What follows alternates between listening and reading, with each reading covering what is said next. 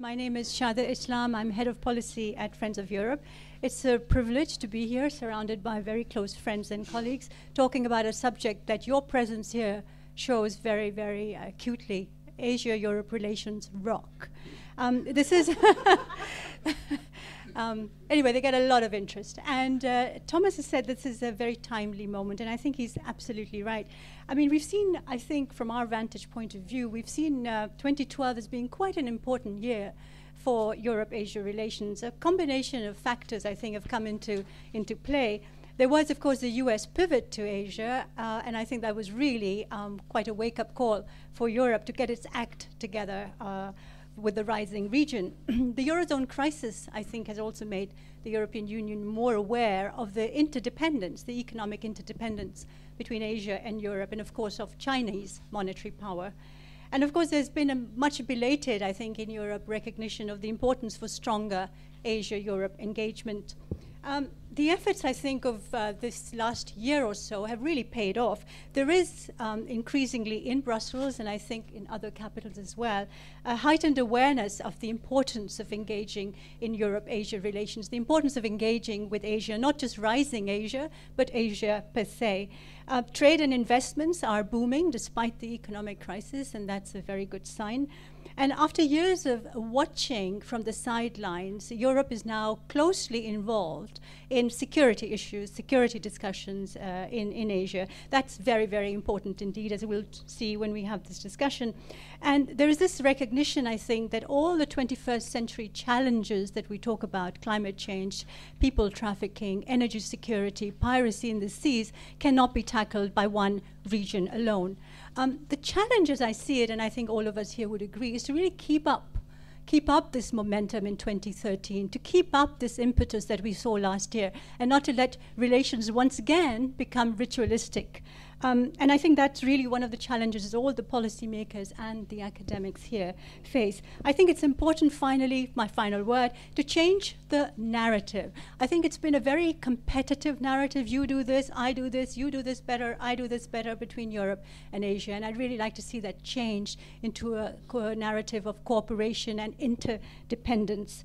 Now, let me very, very briefly introduce our panelists, starting with Gustaaf Geeraerts, VUB University, no further introduction. He's going to talk about EU-China relations, one of the most important strategic partnerships between the Europeans and the Asians. Philomena, close friend as well, University of Melbourne. She's, of course, the unparalleled expert on regionalization, regionalism, and we're going to start off with that as well with her. Michael Reiterer needs absolutely no introduction.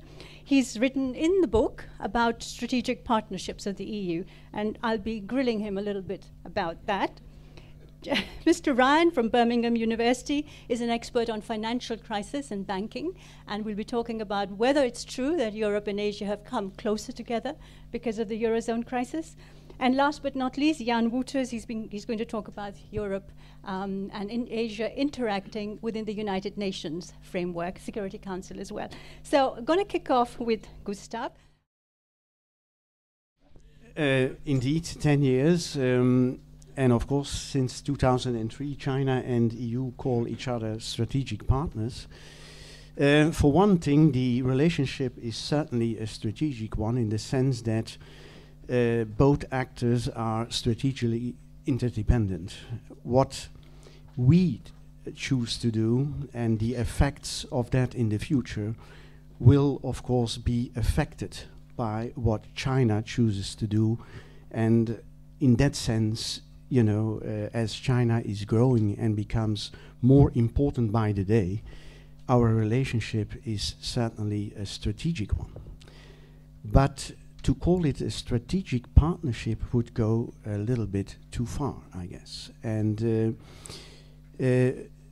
to be able to talk about a strategic partnership, you need common goals, you need a long-term vision, you need ways and capacities to keep the relation going, and yeah, there should be a strong amount of reciprocity. And of course, we have a lot of nice declarations, common statements, documents, and so forth, but you will be hard-pressed to find the criteria I just mentioned to fulfill a partnership. And basically, I think the relationship is an economic and commercial one. And the challenge is, of course, to bring that at a higher level, because it's indeed the case that China and Europe have every reason to build up a strategic partnership because we are facing a number of common problems we cannot solve on our own. But in my chapter, then I look at two fundamental problems with an eye on the future. And one is that we are witnessing a fundamental change in the distribution of capabilities in the global system. And of course, it's very clear if you look at the projections that the part of the Western world is steadily declining, and that the part of Asia, and especially China for the moment, is steadily increasing. And in that sense, we are moving to a quite different world political environment than the one we have known before. And that, of course, will also have very fundamental implications for the EU-China relationship, and they are already quite visible. In that sense, I think it's not only about a change in capabilities, but also very important with relation to the EU-China relationship, a change in the distribution of what I would call identities. We are moving to a more culturally diversified system. And in that sense, we are facing a number of serious challenges in maintaining and transforming the present system of global governance. A second major challenge I see relates to the economic and commercial relationship between China. I think it's very important for China and Europe to keep that relation going, but the logic of the relationship has also been changing in fundamental ways. At the beginning, it was clearly the relationship between a developing country and a very developed area. And yeah, we had a typical example of a complementary economic relationship. But if you look closer, this relationship is changing. For instance, if you look at the complementarity index for European and Chinese trade, we see that in the past 10 years, we have moved from 85% to 65%. That means that whereas 10 years ago, Chinese and European trade would overlap for 15%, nowadays that is already 35%. And of course, China is steadily moving up to the higher value end of the chain. So that means, in fact, that we are becoming more competitive. And yeah, we all know the problems. There is the problem of the trade deficit, of the imbalances. And I think the major challenge for Europe and China is for both sides, to start a serious act of rebalancing. Because, let's face it, if China is capable of changing to a more consumer-oriented, consumption-oriented economy, that would, of course, create enormous possibilities for the European economy.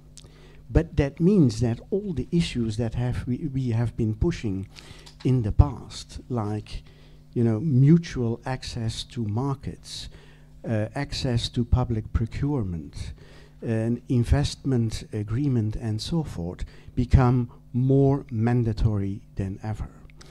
And I think, in all fairness, that this is one of the major challenges for Europe and China to face. I think I've had my 5 minutes. Thank you.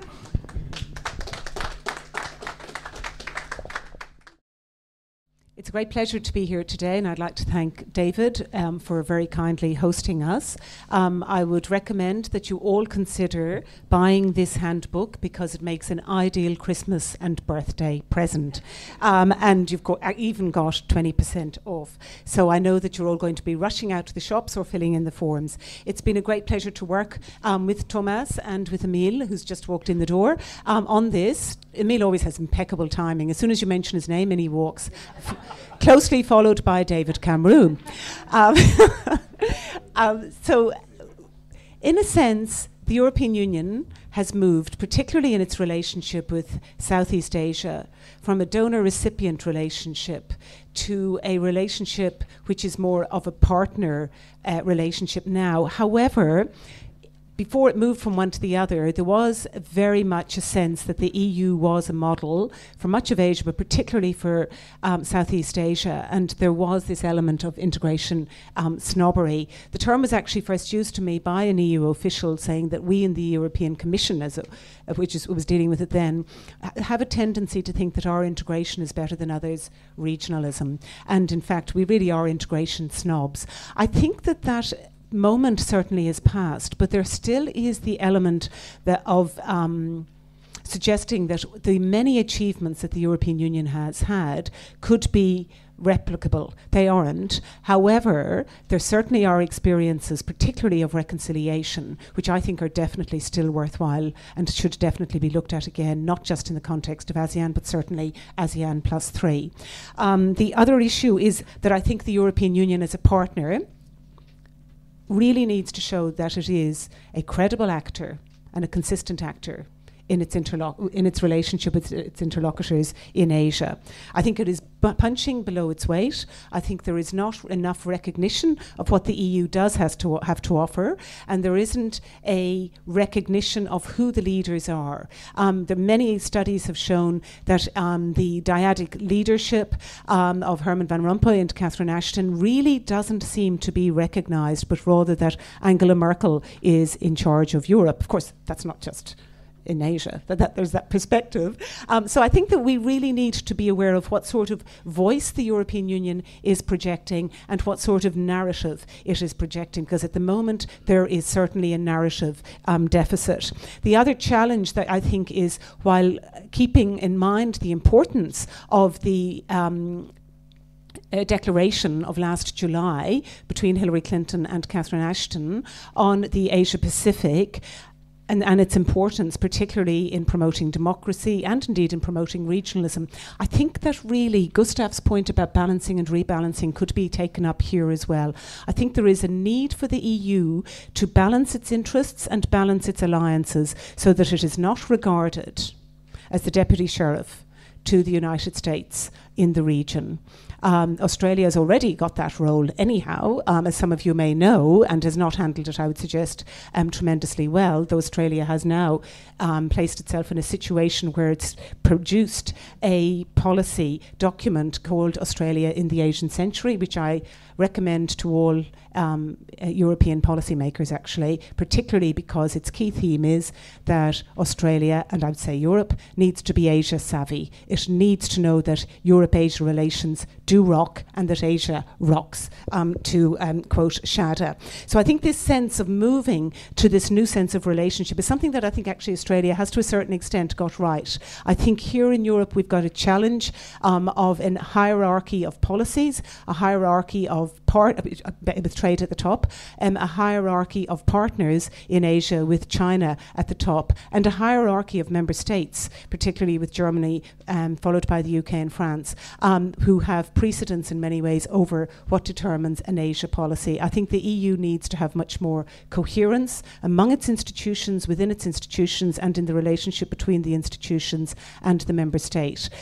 That does not mean we need a one size that fits all, or to quote Lord of the Rings, one ring or one strategy to inspire them all or to rule them all, but rather to have a nuanced approach to relationship, and I think being Asia savvy is at the basis of that. The 2001 Asia strategy of the European Union said one thing that is missing is our mutual recognition of each other and our mutual understanding. And that is, to my mind, is the best paragraph of that 2001 document. And I think that that is still a major challenge, understanding the region and understanding the EU's own policies and own approaches to the region. So I'll leave it there. Thank you. So I was trying to look at them. The European Union now has 10, and 4 out of the 10 are with Asian partners, with China, Japan, Korea, and India. Well, I always like to say, well, at least half of Russia is still there. So it's 4.5, and the pivot was already mentioned. The Americans are also there. So another half, so we have about 5 strategic partnerships in Asia. Now, what I was trying to figure out, are there any common features, or is it just something which somebody invented? Well, if it's limited to 10, there must be something to it. So it's not easy to figure out, but perhaps I start with a few things negatively, because this creates sometimes confusion. If you take China and Japan, they have a slightly different political system. And why are they strategic partners? If you look at the present situation, you have Japan and Korea and China, which don't agree on some maritime issues. So what is the strategic partnership of any help for the European Union to play a role there? Now, what is not necessarily part, but ideally part of a strategic partnership are shared values. I think if this is the case, then I would call them, this is a partnership of choice. Neglecting China would not be possible. So it is a strategic partnership of necessity. If you look at the relevant 2010 conclusions of the European Council, which deals interestingly with strategic partnerships, you will see that values are not mentioned. And I think this gives also a certain flexibility to the system. Also, the political system or the geographical location is not mentioned.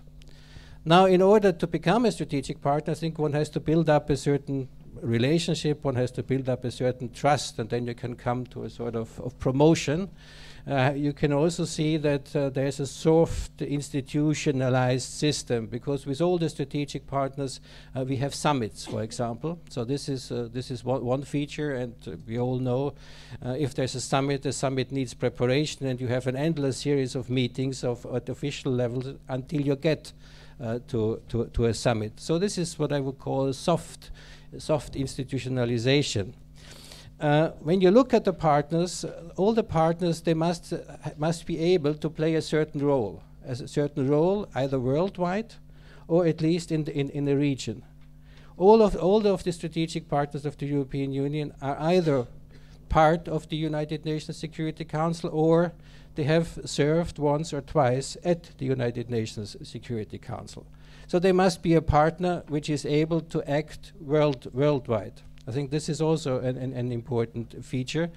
And in a strategic partnership, you must be able to discuss issues which are not strictly bilateral.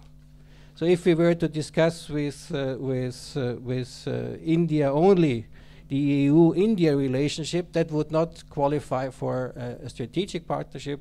One has to be able to have a larger perspective. Let's see, what is the situation in the Indian Ocean?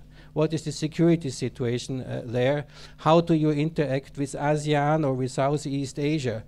And I think what we should do, if I look a little bit in the future, that would be to have combinations, perhaps trilateral meeting of these strategic partnerships. I think this would create a real added value. What we also have to have in mind is that strategic partnerships also carry a certain connotation. I mean, states are interested to become a strategic partner. As an Austrian, I'm always reminded of the good tradition which we have. If somebody does something good, he gets a medal.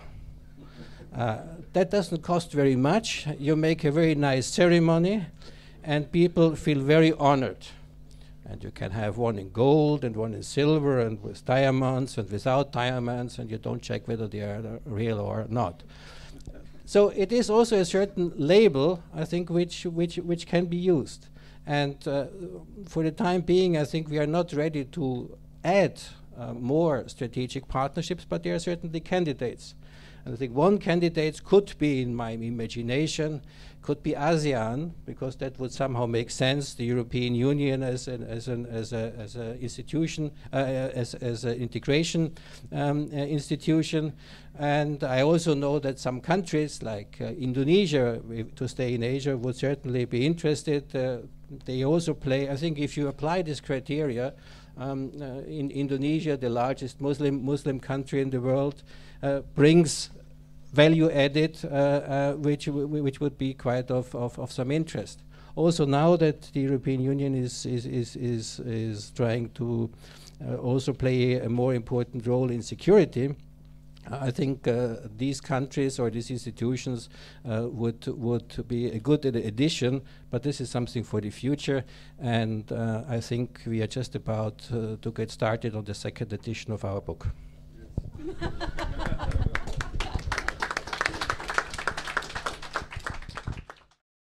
Described me at the start as being an expert in financial crisis, which I would slightly disagree with.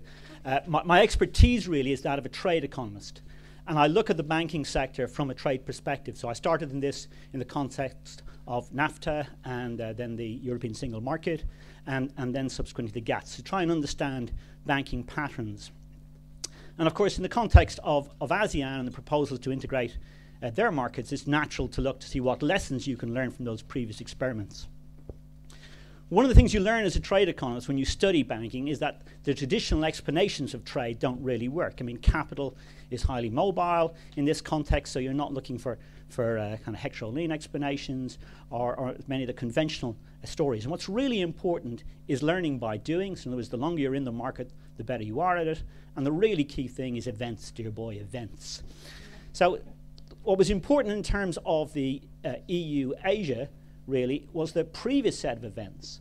So in the context of GATS and proposal of liberalised banking services, basically the agreements everybody came to was we'll do exactly what we're doing. In other words, we'll do nothing new. And that held until the last Asian crisis. And eventually there you saw that you had local banks who were lending imprudently. They got themselves into trouble. But perhaps fortunately, you had international banks who could step into the gap. And the big change you see as a result of the international or the Asian banking crisis is that local lending by subsidiaries of international banks rises dramatically. So effectively they step into the gap, and that limits both the duration and the severity of the Asian financial crisis. Now, unfortunately, the prudence that the international banks brought to lending in Asia didn't apply to their lending in North America and Europe, and so we subsequently got ourselves into a big mess. And the question is, well, can Asian banks step into that gap? And the answer is they can't. They're simply too small. And that although we're seeing some investment by sovereign wealth funds from other parts of the world, they are relatively small change by comparison with the scale of the crisis. The interesting impact is when you look at the data, there's a big decline in lending right across, both developed and less developed worlds in 2008, in some cases running on 2009. A lot of that's recovered in the context of Asia, but there's been a shift back towards cross-border lending. And what that's telling you is that Western banks in Europe, and coming under criticism for not lending perhaps to local enterprises, are recognizing opportunities in Asia and prioritizing them over what's happening in Europe. Now, that's exactly what economists would say you should do. If you want to get out of this mess, you want to get the biggest bang for your buck as quickly as possible. And so a rise in investment in Asia and growth in Asia is more likely to drag Europe and North America out of the financial mess than investing in old industries here. So that's exactly what you'd expect. I didn't check what time I started. 2 more minutes. So Asia can solve the crisis. What else do I want to make? Key lessons, I guess, from looking at Europe. Well, you know, if I'm an ASEAN country and I'm trying to look at what happened in Europe and the single market and what can we learn from that, well, it's clearly going to be important for the growth of Asian banks, their development, to have that integration. Unfortunately, when you look at the book, you'll see that the emphasis is very much on the Bank of International Settlements data, where we have good data by lending of international banks to countries around the world. What we still don't have is good data within Asia upon trading patterns, and that would be really valuable to take that as a next step. But whatever the sense that the developments happen in Asia with that integration, it's still going to be events that's going to be more important. The key lesson from Europe is that pursuing growth in financial sector a la Ireland and Iceland, in other words, by loose regulatory regimes, is not going to help you.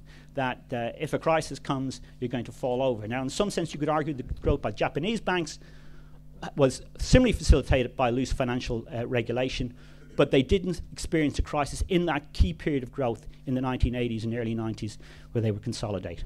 What's much more important for Asia and Asian countries is that they give opportunity to their graduates to work in the financial sector. And it doesn't really matter whether that's local banks or international banks. That's the key to financial growth in that sector.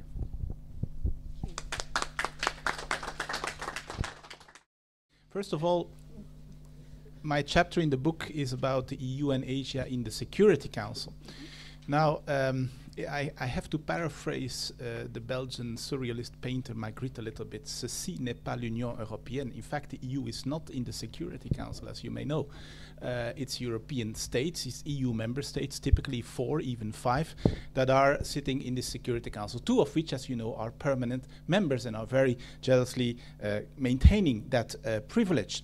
Now, what can you say about the EU and Asia in the Security Council? A little bit about the question first. Is there a kind of regional equivalent to the European Union in Asia that has something like a voice in the United Nations Security Council? The answer is no. It's already difficult for the EU to have a voice in the Security Council. You know that in the post-Lisbon arrangements, the High Rep may travel to New York and may deliver a statement in the Security Council if there is a commonly agreed...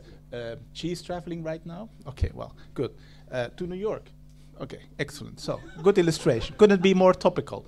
But, I mean, that's just, if you wish, on a kind of visiting status, because she doesn't have a real particular, or the EU hasn't any real status within the Security Council, unlike the General Assembly, where the European Union has a permanent observer status and has even enhanced that status by this resolution of the 3rd of May 2011. Is there an equivalent in Asia? No. I mean, we all know, and it's being dealt with in our chapter in the book, ASEAN, the SAARC, the Shanghai Cooperation Organization, which each of them have permanent observer status in the General Assembly, but which are more or less invisible in the Security Council, with 1 or 2 minor exceptions once in a couple of debates. So we don't really have an equivalent on the Asian side of this regional, if you wish, phenomenon voice in the Security Council. And I think also, well, you know, as it is already difficult enough for a regional organization or a non-state actor in the UN system, which, as you all know, remains firmly premised on the idea of nationhood, United Nations. You have to be a nation state to be a full member on board.